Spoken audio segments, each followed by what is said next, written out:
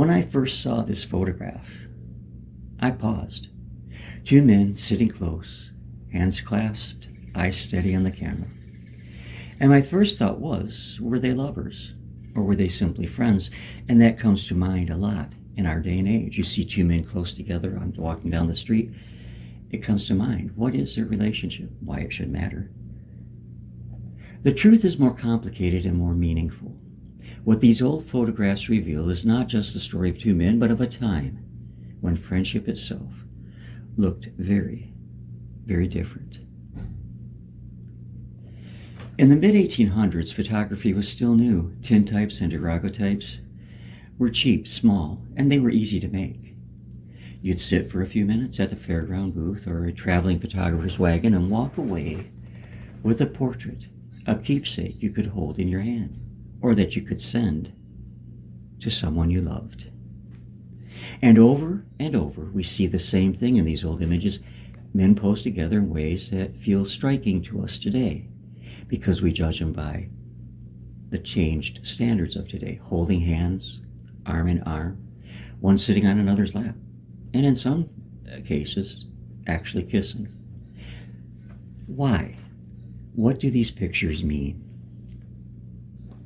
In the 19th century, men expressed friendship differently than we do now, and historians actually call it the age of romantic friendship. Men wrote letters to each other filled with words of devotion. They called one another beloved or dearest. They leaned on each other for emotional support in a way we often reserve for romantic partners today.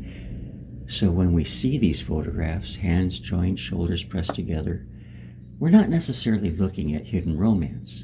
We're looking at what friendship looked like in their world. It wasn't unusual. Indeed, it wasn't mocked. It was simply accepted as part of being close to another man.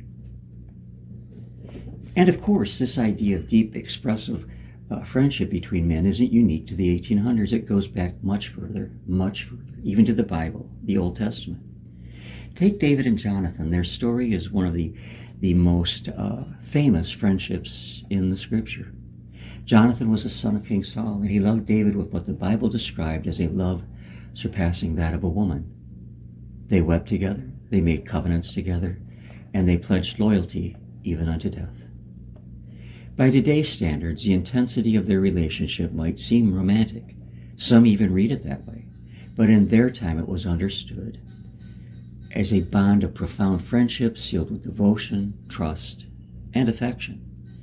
Their story reminds us that men have always sought and expressed closeness with one another.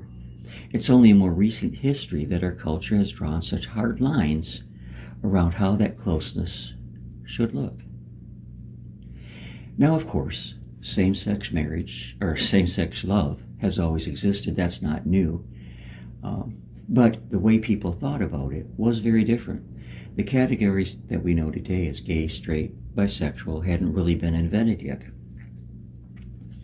It wasn't until the late 1800s and early 1900s when medicine and law began to define homosexuality as a separate identity that society started to police the affection between men. And that's when photographs changed.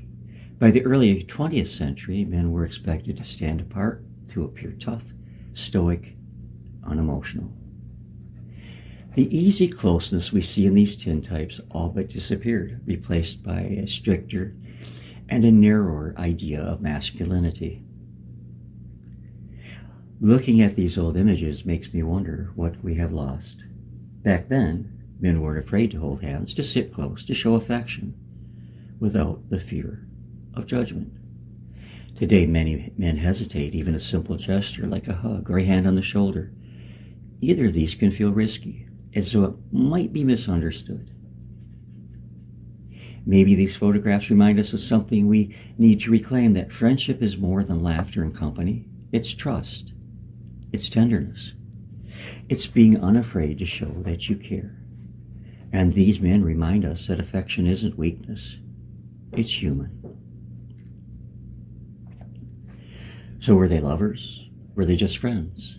No, we may never know. And maybe that's not the point. What matters within the confines of biblical constraints, what matters is what these images reveal. That human connection has always been deeper than labels, that men once felt free to show love in many of its forms without apology. And when I look at these old tintypes, I don't just see history. I see a message for us today.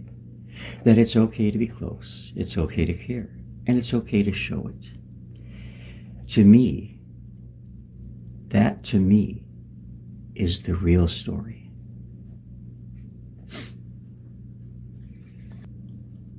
Now, keeping that in mind, let's take a look at some of these really genuinely touching tintype examples from the mid to late 1800s, and look at them not from our perspective today, but try to keep in the perspective that the men of that era